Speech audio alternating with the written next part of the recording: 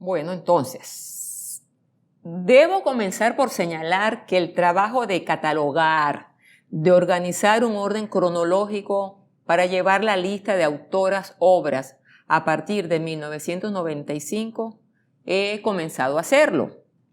Les regalo la lista que llevo organizada hasta la fecha y les encarezco que si alguna de ustedes advierte una ausencia y me envía título y autora que recuerde, estaré profundamente agradecida. Aquí tienen la lista que no dudo es incipiente. Gracias por apoyarme en este sentido. Les recuerdo que mi dirección de correo, por si deciden aportar al respecto, es la que tienen ante ustedes. Entonces, situadas en este punto, comprobamos cuán útil es el índice que nos legaron los dos profesores de la Universidad Central de Venezuela que he citado en cada sesión de manera recurrente. El día de hoy trato de continuar ese catálogo que no pudieron atender Larrazábal, Enrique y Carrera en nuestro conocido material de referencia. Nos toca entonces continuar ese trabajo. Quiero insistir, no doy por cerrada la lista que ofrezco. Sé que siempre hay margen para que se cuele el error o el olvido, pero lo que he mostrado es lo más completo que conozco sobre esta demanda que me he planteado.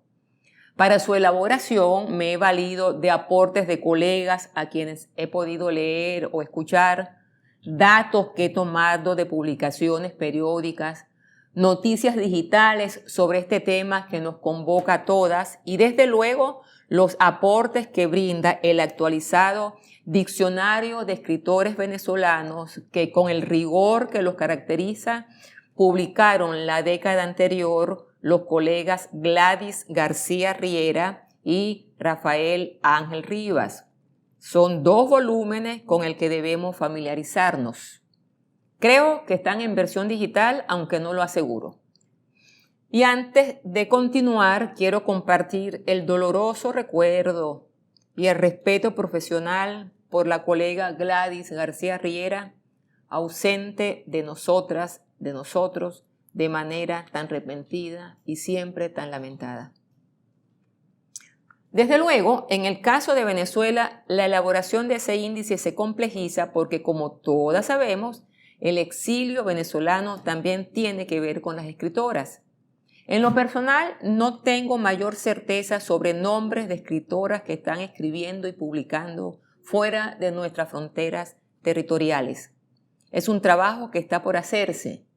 En todo caso, en esta sesión corresponde atender el lapso que corre a partir de 1995, porque, repito, el libro que nos ha guiado hasta la sesión anterior llega a 1994. Y he decidido llevarlo a 2005, pues debo establecer un cierre obligado. Sabemos que toda selección es arbitraria.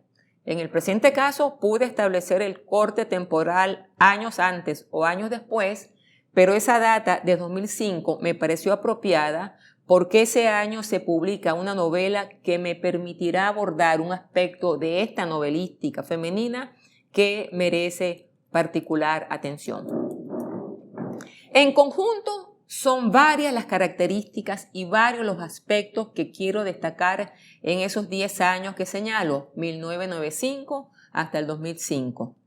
Antes de enumerar mis observaciones, quiero determinar que el orden en el que las despliego no significan valoración particular o significativa. Es una enumeración aleatoria. Entonces, comienzo. En primer lugar, varias de esas obras están reeditadas. Por ser un trabajo complementario que no he abordado, aquí me limito a consignar solo las primeras ediciones. En segundo lugar, por lo que toca a los géneros literarios, es notorio la preeminencia de la poesía sobre la cuentística y la novelística escrita por mujeres. Diría que hay una proporción de 4-1 si relacionamos o comparamos los libros de poesía y los de novela escritas por mujeres.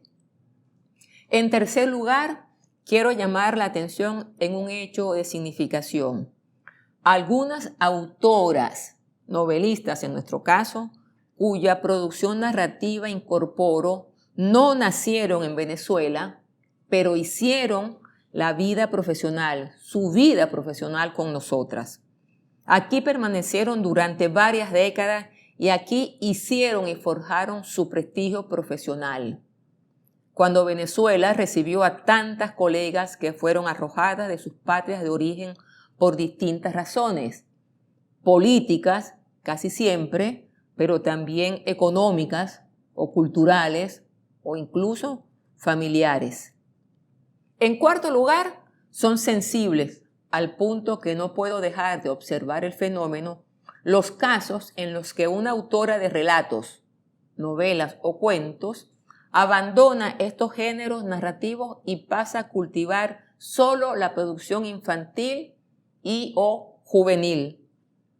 También están los casos de las que alternan relatos, novelas o cuentos con la poesía, porque esta tendencia también se ve en poetas, con literatura infantil y o juvenil.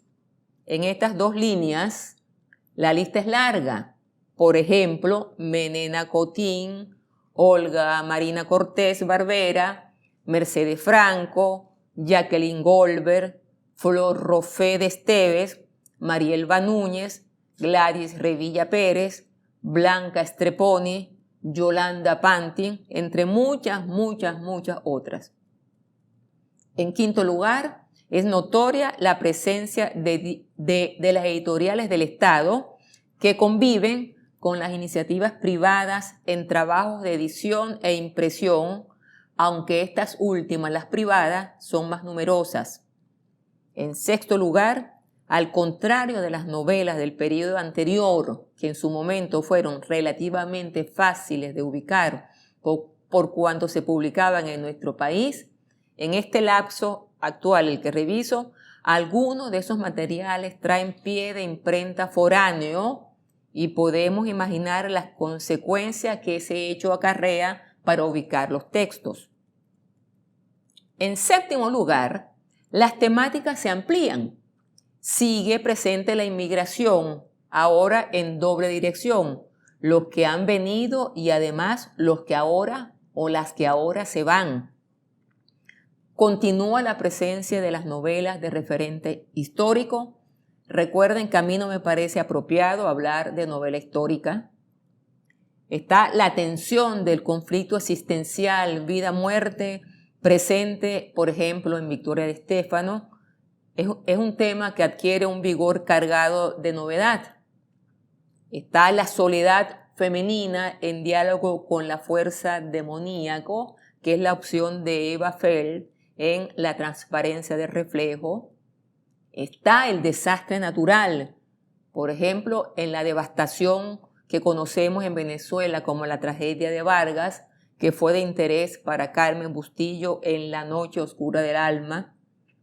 Está la mezcla de técnicas narrativas, entre las que suma la novela policial, la introspección, etc., que fue el reto que se impuso Alicia Freilich en Vieja Verde. En lo que se refiere a estas temáticas que se cultivan, hay una que merece atención particular porque ha sido asunto que se viene planteando como problema desde hace algunos años. El primer momento en el que leí sobre este fenómeno fue cuando apareció el libro de Juan Lizcano, el que tituló El panorama de la literatura venezolana actual, que apareció en el año 1973. Están viendo en pantalla la portada. En ese momento, Lizcano hablaba de, cito a Lizcano, carencia de literatura erótica en Venezuela. De hecho, comenzaba su reflexión sobre este punto de esta manera y cito al maestro Lizcano. Por cierto, cabría preguntarse por qué una literatura como la venezolana, tan cargada de sexualidad, no ha desarrollado de manera amplia, deliberada, indagadora, una producción erótica. Fin de la cita. Cuando leía estas líneas hace muchos años, me preguntaba si nuestro crítico había conocido la producción de María Calcaño. Este es un comentario que hago de pasada porque no me puedo quedar callada al respecto.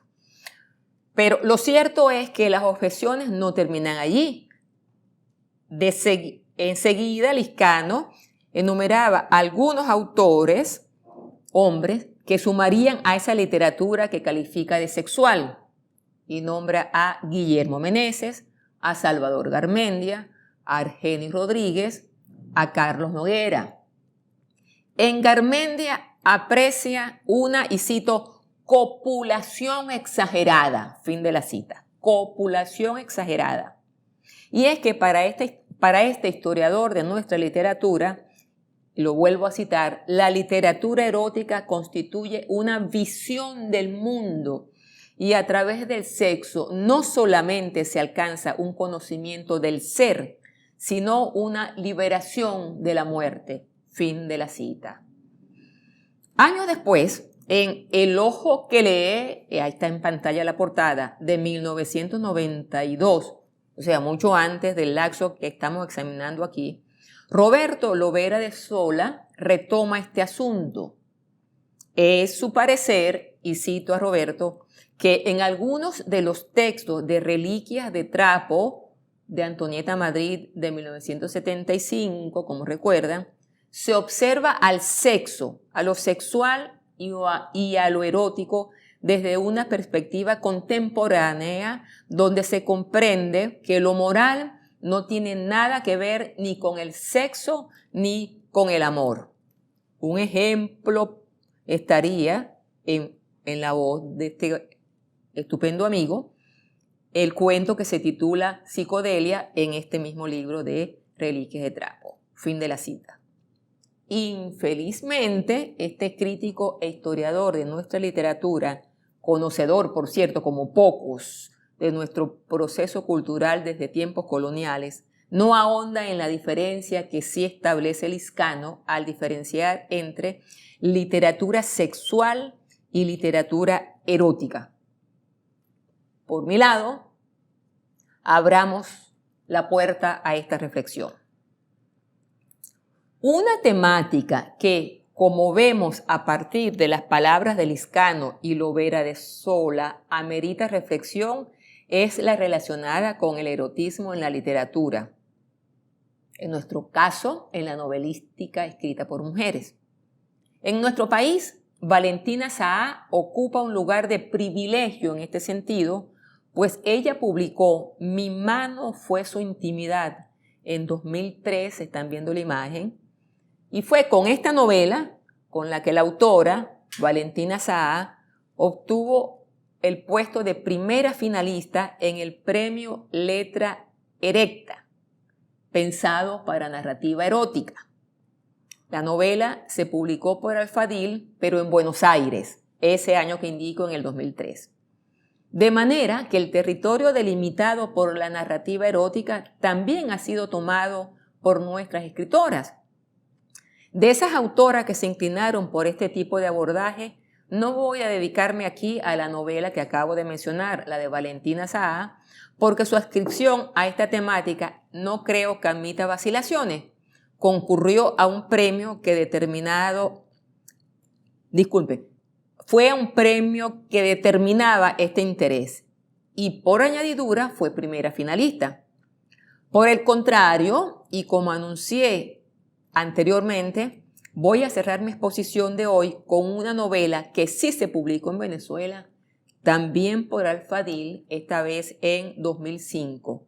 Y con ella cierro el ciclo que me he trazado y que, como también apunté en el título de esta charla que hoy cierra, precisamente ese año, tengo que hablar de una novela impresa en 2005. Es la novela Mundo, Demonio y Carne de Michel Asensio. Tanto por razones de efectividad narrativa como por razones de afectividad que no oculto, creo que el último quinquenio de la pasada centuria permitió revelar un nombre de novelista, de gran novelista, el de Michel Asensio. Hablo de afectividad porque fue mi amiga, fue mi gran amiga. Por otro lado, lo que voy a exponer aquí sobre ella y sobre una parte muy pequeña de su producción, porque la capacidad de síntesis se impone, tiene que ver con una fecha.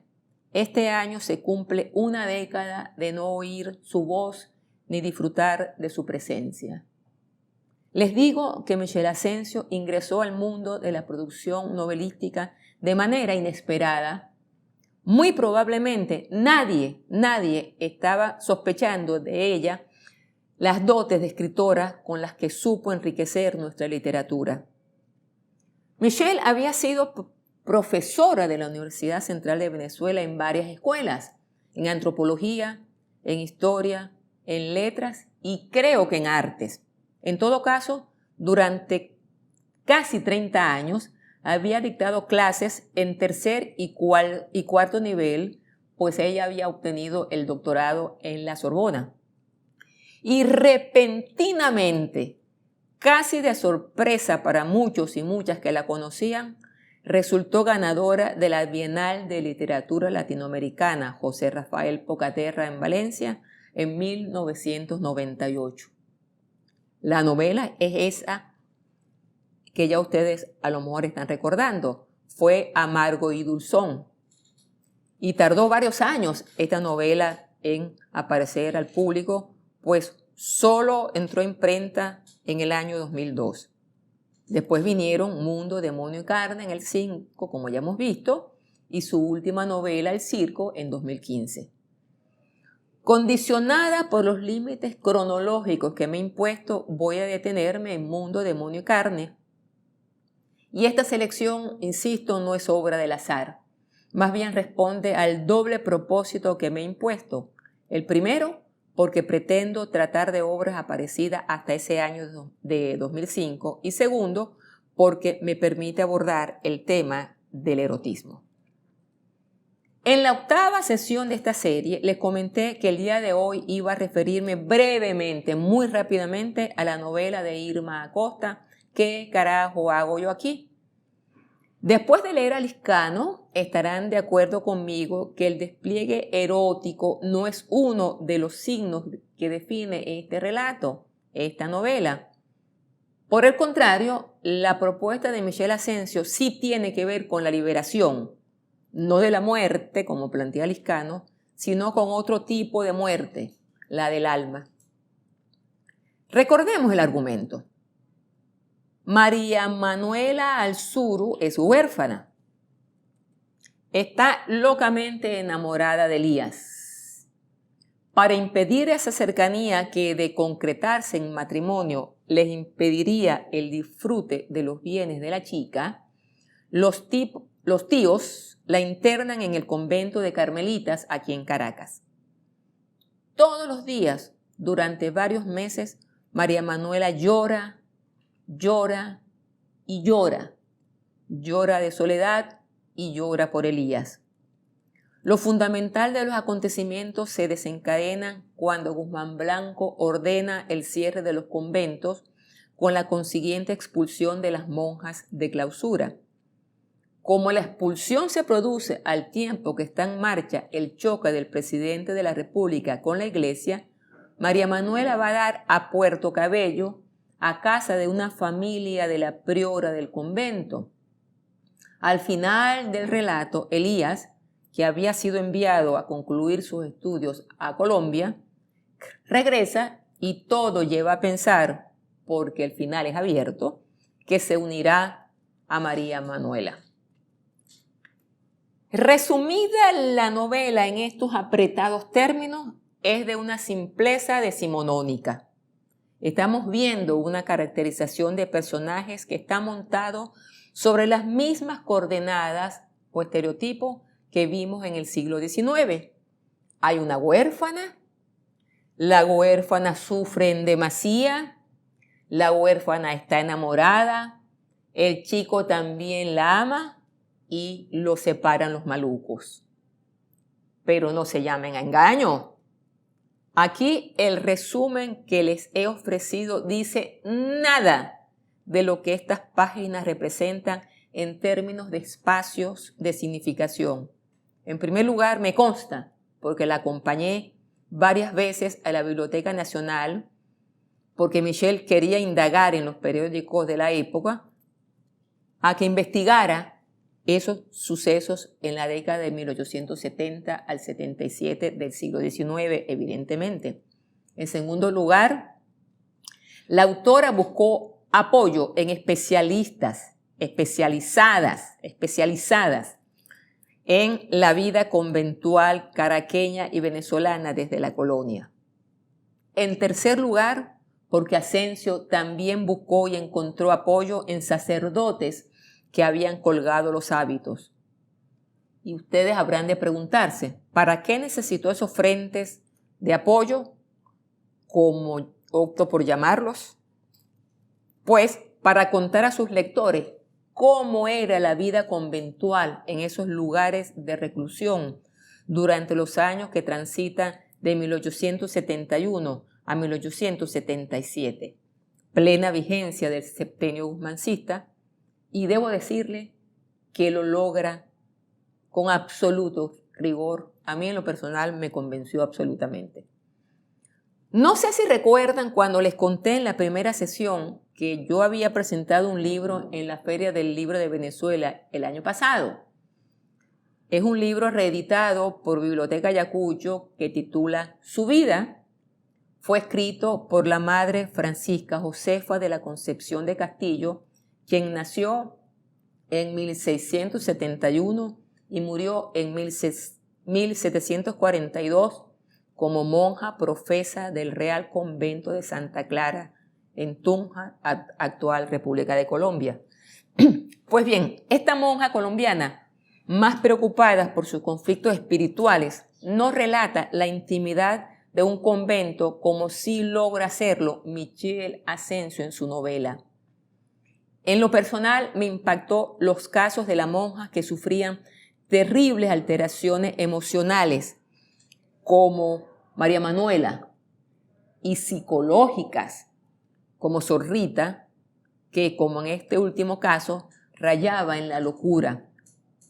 Sabemos por esta novela qué hacían en la cotidianidad, cómo pasaban las horas, qué comían o qué no comían debido a los prolongados ayunos, cómo las atendían cuando enfermaban. En fin, vivimos dentro del convento. Pero para no desviarme mucho en los otros aciertos de la novela, quiero dedicarme ahora a llamar la atención sobre el efecto que una reclusión de esta naturaleza operaba sobre el ánimo de las reclusas. Era una alteración del ánimo que tenía mayor fuerza, mayor determinación en las chicas que ingresaban, como fue el caso de María Manuela, apenas cumplidos los 18 años, cuando se estaba forjando la personalidad en la adultez.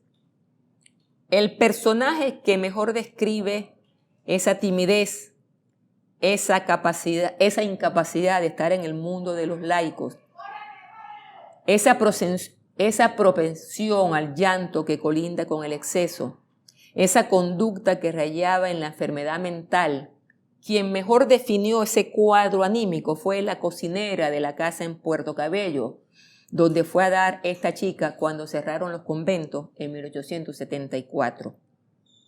La cocinera se llama Benigna y calificó la conducta de María Manuela en estos términos, y cito las palabras de Benigna. Esta niña es rara. ¿Tiene algo o es que no tiene nada? Pero está como alma en pena, caminando a una cuarta del suelo. Fin de la cita. Y tenía razón Benigna, pues María Manuela no encajaba, no hablaba, no reía, ni siquiera sonreía, no levantaba los ojos del suelo. En suma, no tenía herramientas para vivir en este mundo, o sea, en el mundo de los laicos. La verdad es que en Puerto Cabello tuvo un pretendiente, militar por cierto, que se cansó de esperar por la disposición de ella para el matrimonio. También es cierto que siempre en Puerto Cabello le gustó el hijo de uno de los extranjeros, que tenía negocios en el lugar, pero él ni siquiera se enteró de la atracción que ejercía en ella, porque María Manuela no hablaba, no levantaba la cara del suelo, no sonreía, mucho menos lo miraba. Siguen los acontecimientos con el regreso a Caracas y llega de nuevo a casa de los tíos. Esta chica tan rara que iba, tal como lo decía Benigna, como alma en pena, caminando a una cuarta del suelo. Y llega a casa de los tíos, que en realidad era la casa de sus padres, que la hermana de su madre y el esposo de esta, o sea, los tíos, habían hecho suya. O sea, que se la había poco menos que robado. A todas estas, el tío ha muerto de tisis y la tía malvada, que ahora está arrepentida porque la metió a la fuerza en el convento, está muy enferma. Y María Manuela entra a trabajar porque le procura ese oficio la dueña de la quincalla donde hacía sus compras, no porque esta chica insoportable en su apatía se lo procurara. Poco después encuentra otro trabajo, ahora sí con asistencia en las tardes, en el taller de alta costura de una francesa asentada en Caracas llamada Mathilde Benalet. Todo este relato que les hago viene a cuento para que se entiendan lo que paso a destacar de inmediato. Una tarde se presenta al taller de haute couture uno de los clientes más importantes por su enorme capacidad de compra. Se llamaba Félix Raúl Solórzano Brandt. Era mestizo aindiado, pero muy buen mozo y muy elegante. O mejor dicho, y muy buen mozo y muy elegante. Y comienza el hombre el trabajo de seducción a esta tímida novicia o exnovicia. El desasosiego de ella era evidente.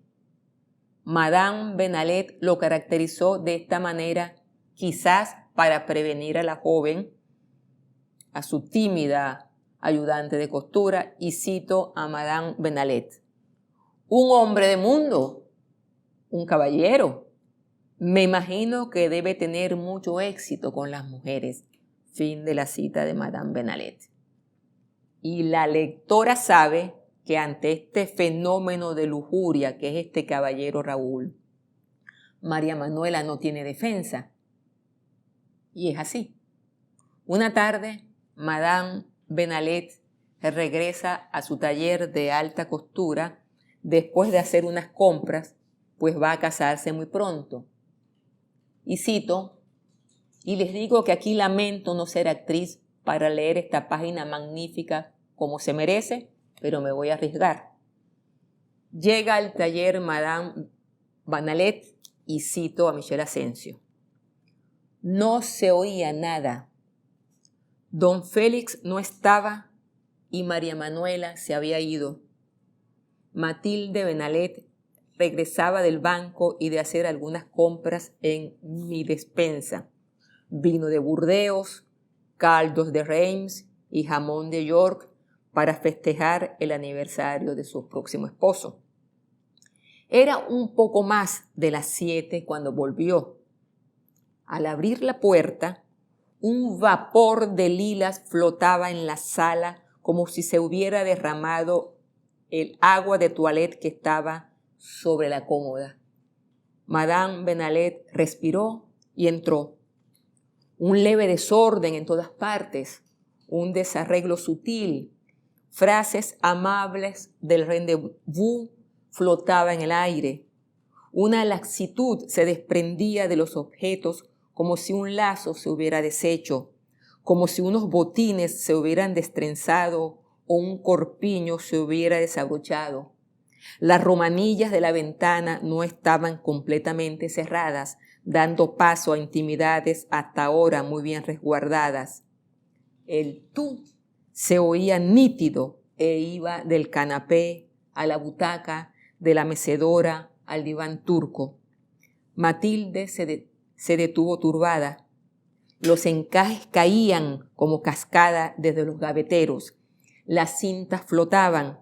El tafetán se había crispado en un espasmo al lado de la máquina de coser.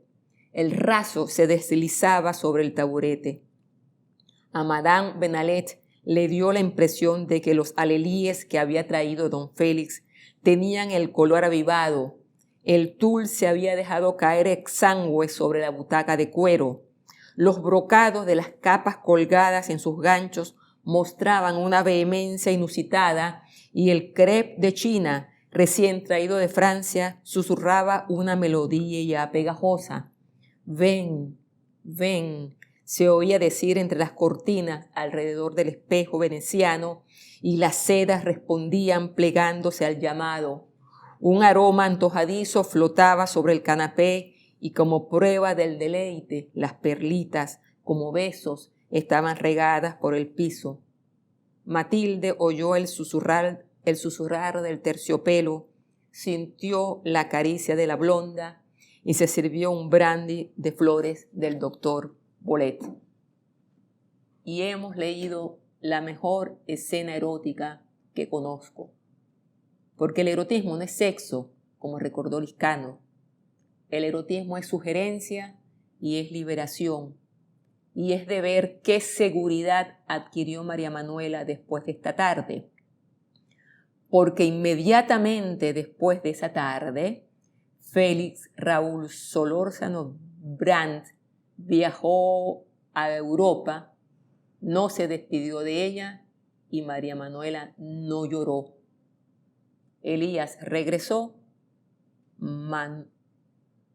nuestra amiga María Manuela ya no lloró más porque hemos asistido a un acto erótico a través del cual la carne liberó su espíritu apagado.